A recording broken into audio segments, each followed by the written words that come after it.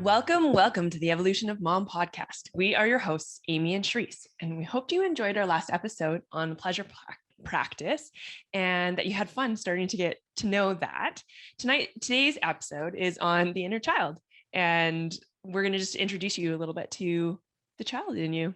Yeah, and share a little bit about what our journeys have been in that, going from, well, for me, not knowing what that was, what that meant, who that was, and what that manifested like in my life, to coming at it from maybe a bit more of a negative mind space to now coming at it from a space of love and growth. Yes.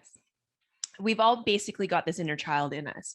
There's a point between like 3 and 7 where if we kind of experience any sort of trauma, and like we use trauma loosely because it could be something that is so small and seemingly so insignificant, but as a kid, it's kind of your world and you get stuck in that. And then most often that inner child is searching for love and validation and acceptance because in that moment it didn't get it. And if we're not aware of our inner child can kind of sneak up and like drive the bus without us actually paying attention.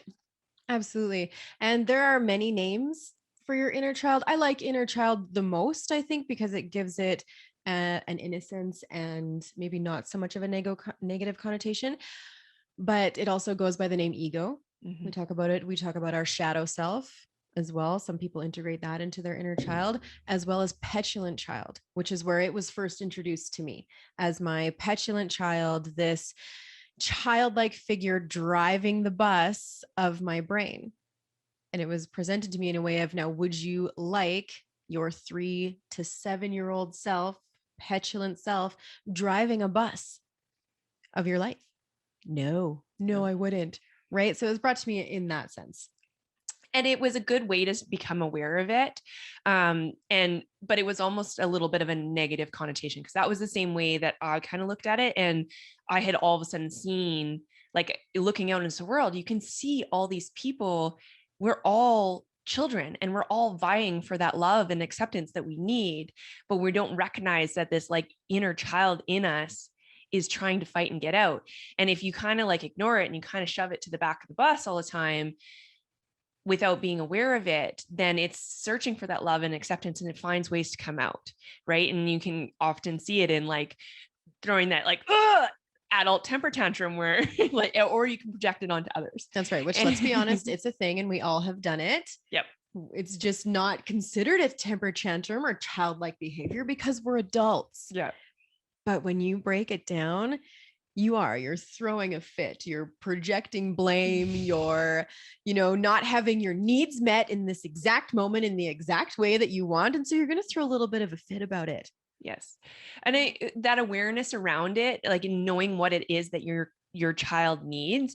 So for me, I grew up in a very chaotic environment. My life was always chaos. And so this inner child in me is looking for, like, it's comfortable in the chaos, but yet it's looking for security and safety. And so it goes out of its way to create chaos because that's where it's comfortable and safe. Right. And the more that I kind of release that struggle and release that chaos and lean into that like steady security and that safety in myself, the more that like my inner child is almost satisfied. And it's taken me having that step back. Like when I was first introduced to it as well, we were in the same workshop. It was a petulant child and I named it a childhood nickname that I hated. Mm-hmm. And I had such a terrible relationship with it. And because it was negative. I was like, no, I don't want her driving the bus. But I actually recently renamed it to more of like a endearing, like what my family calls me. And I allow her space. I allow her to show up and I say, hey, Reese, I see you.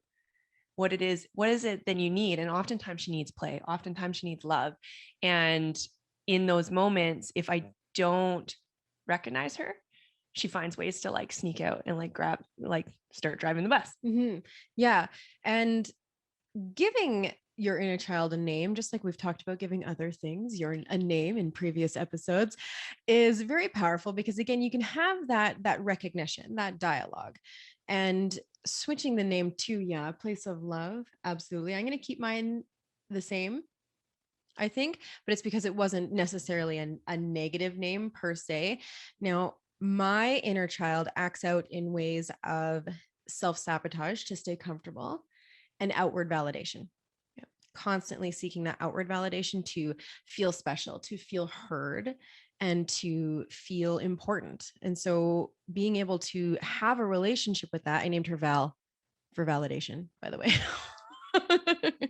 And yeah, she can absolutely be a jerk sometimes, but recognizing it from a space of that need, those needs aren't being met.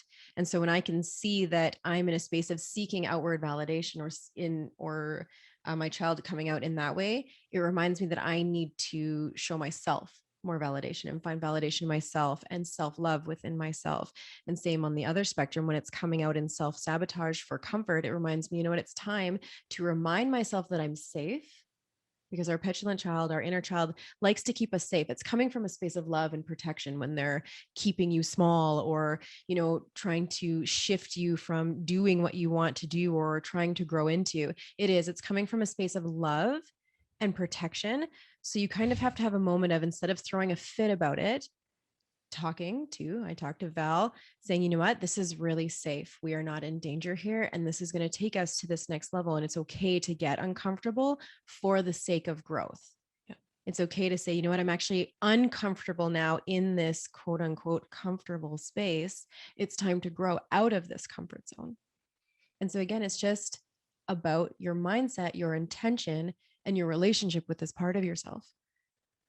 And it's always about a deeper need, right? Like, and that's the thing, is recognizing what's underneath. Like, you can be frustrated, or you can be angry, or you can be resentful, but there's always a need that's underlying, right? It's whether or not, like, oh, I need to be loved right now, or I really just feel like I'm not heard or accepted. Mm-hmm. And recognizing that underlying need, and where you're still vying for that attention, or where you're still vying for that external circumstances. And again, it's that same thing we keep coming back to, is like, you can cultivate that internally.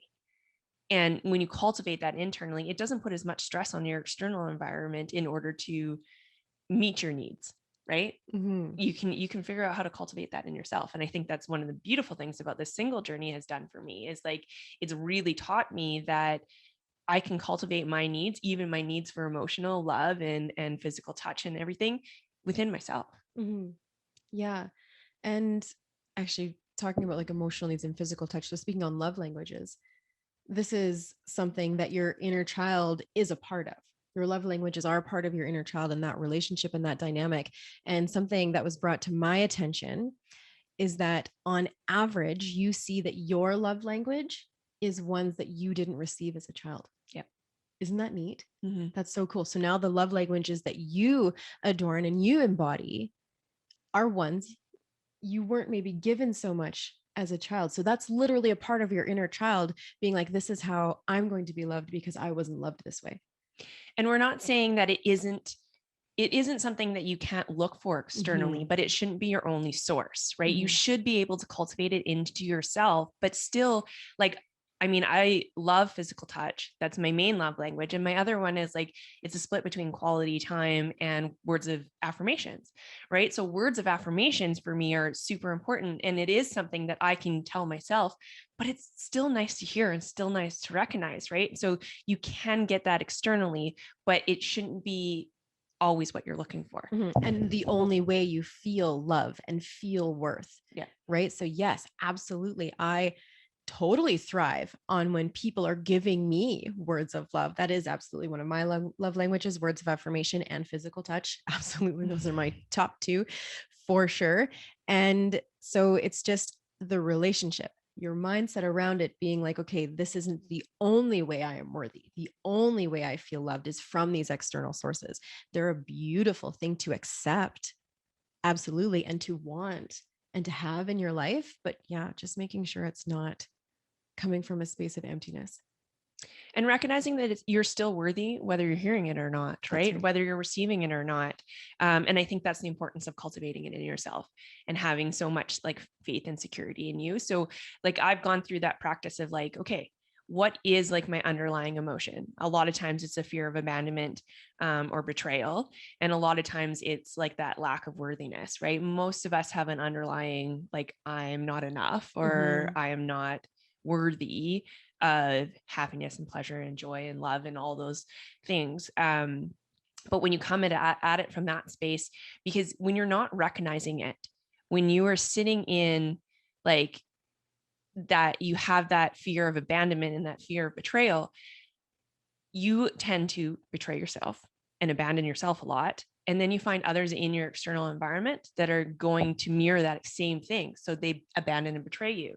So learning how to not abandon and betray yourself, so setting good boundaries and self-love practice, then attracts the people into your life that aren't going to betray you, right? It's always that mirror. Mm-hmm. And it's just another piece of the puzzle of that internal environment truly directing your external environment, right? When you maybe aren't so strong in those ways in yourself, it will reflect in your outside environment. And just like we talk about on basically all episodes, when you have cultivated this inner strength with your inner child and all of the other aspects we've talked about, it ripples out into your life. It ripples out into how you deal with conflict.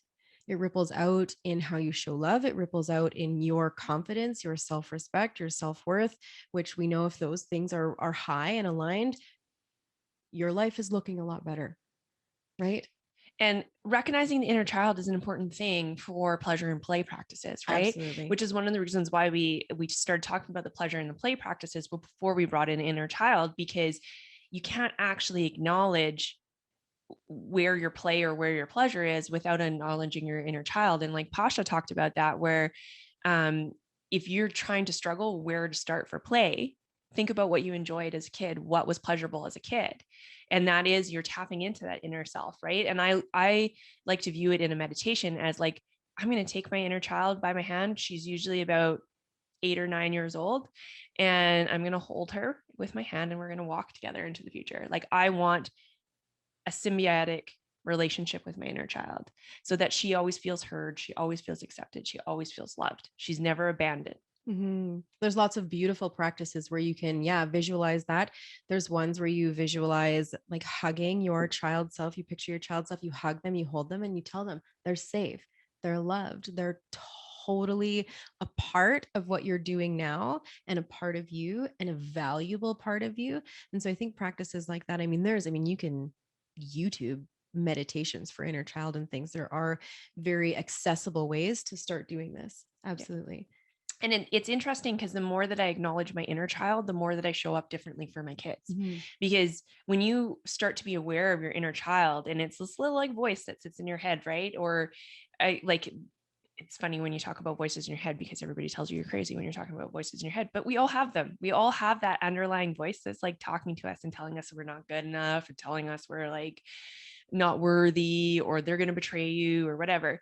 But they, at the end of the day, every child wants to be seen and heard, Mm-hmm. right? And so the more that I show up and let my inner child be seen and heard, the more that I let my own children be seen and heard, Mm-hmm. right?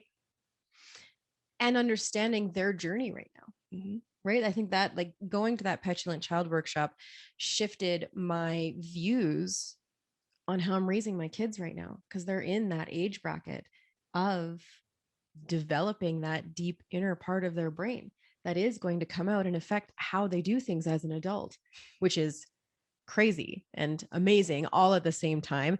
And again, we can't do better before we know better. So I had these moments of like mom guilt and mom regret, especially with my oldest, because he's been, he was older when I started this journey and I can see the difference. I can see the difference in my two children on where they were on their growth journey compared to where I was on mine. Yep. And so, we have to remember to give ourselves grace as moms, as parents in this, because we're learning along with them, right? We're on our own journeys of growth. And again, you can only do better when you know better. So for us to pour into ourselves and grow ourselves, it is for them. We are setting an example for them. And again, comes down to that whole pouring into yourself, that self-care isn't selfish. It's very selfless because it's going to ripple into your children. Yeah. It's funny because it's like I went through the same thing when I went through that like course, and I was like, oh my God, I totally fucked up my kids. Yeah, Like I've totally ruined fucked up them. I'm like, oh, they probably have They're like toast. but acknowledging that their story is their story, their adversity is what's going to make them stronger, and they're going to be able to share it with the world. And I can't save them from anything. There's a beautiful part, my favorite thing, and I've held on to, and it's from Finding Nemo. Oh yeah. Where Dory and Marlin were talking, Nemo's dad. Mm-hmm. And he was like, oh, I promised I'd never let anything happen to him. And Dory looked at him and said, well, that's a silly thing to promise, because if you promise that nothing's going to ever happen to him, then nothing's going to ever happen to him. Right. Like, and that's the good and the bad, yes. Right? We can't protect them or shelter them from that. We encourage them to go through their stories and fight through their adversities so that they become more resilient. Mm-hmm. But yeah, you get trapped in that shame circle. Like I sat there and I was like, so basically my inner child has been running my life for like the last 37 years. And well, I'm just a bag of balls in that. And like, and I'm like, and I probably messed up my kids. Literally my first reaction when they were talking about, oh yeah, no, from ages 1 to 7. And I was like, oh no, crap. But the best we can do as parents is, like you said, allow space for those growths, allow space for those traumas, and equip them with the tools now and in their teenage years so that when these things come up in their adult life, they know what to do. That's my goal. My goal is just to equip them with enough knowledge and enough tools and not expect that these things aren't going to happen for them because I've saved them and sheltered them in some way. Yeah. When in reality, like, these traumas, quote unquote, again, that we're talking about to our, dear children they don't have to be this big traumatic thing. It can be they need our attention and to tell us something really important right now, but we've asked them to wait a second. Yeah.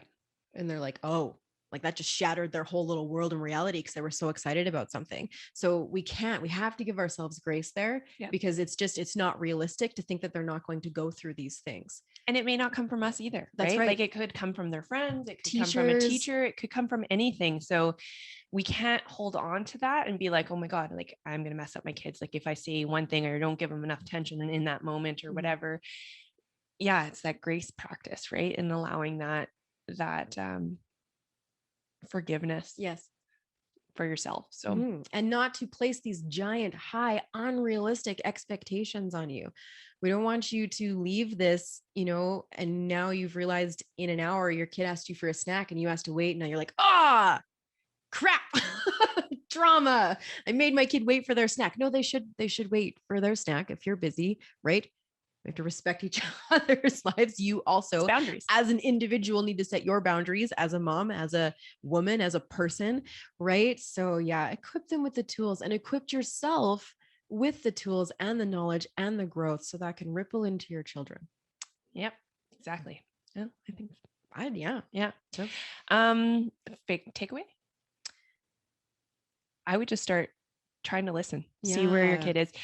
Your little inner child dialogue is talking, right? And it's usually it's like all your negative stuff. So when you think about like like what is like talking through your brain, and then go back to where did that start? Like where was that first story for you? Yes. It's typically coming from a space of keeping you small and keeping you safe.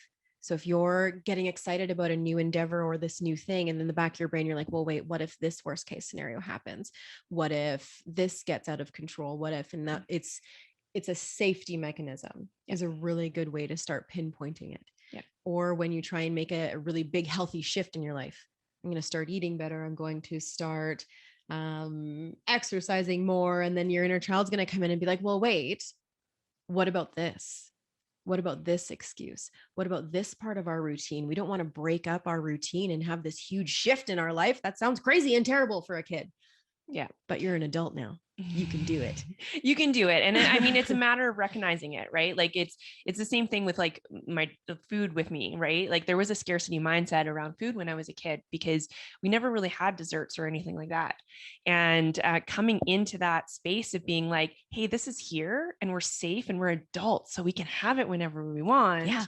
right? And allowing myself to go, hey, this is not going away, right? Because it's when we sit there and like tell ourselves, oh, I'm not going to have this, and then you want it even more. That's your like inner child basically being like, don't tell me I can't have it, right? Yeah, you're not gonna give me dessert today. So recognizing that space, and sometimes you may have it. You may actually want to give yourself that pleasure and play and let your inner child know that it's safe. And yes, you can have it, right? Enjoy it. So just pay attention to that inner dialogue, recognize your inner child, start like having conversations with her and letting her know that she's safe and she's loved and you hear her, you can hear her, see her. And maybe if you're comfortable, go as far as giving her a name and trying one of those practices. Trying one, look for one that is only a few minutes long and maybe is very beginner and aligns with what your goals are. Yeah. Give it a shot. Yeah. You never know what's going to happen. Thank you so much for joining us today. If you enjoyed this episode, please share it with a friend. As always, if you want to leave us like any feedback or review, that is kindly and so appreciated. And don't forget to put yourself first, because you can't pour from an empty cup. That's right. Self-care is selfless. We always look forward to connecting with you. Come onto our Instagram. Maybe tell us what your inner child's name is. Let us know. If you have any questions, that is a great place to reach us as well on our Instagram. We love connecting. We love answering questions. So come chat with us. Thank you so much, as always, for being here. And thank you so much to the Next Level University podcast crew. We love you. We'll talk soon. Bye.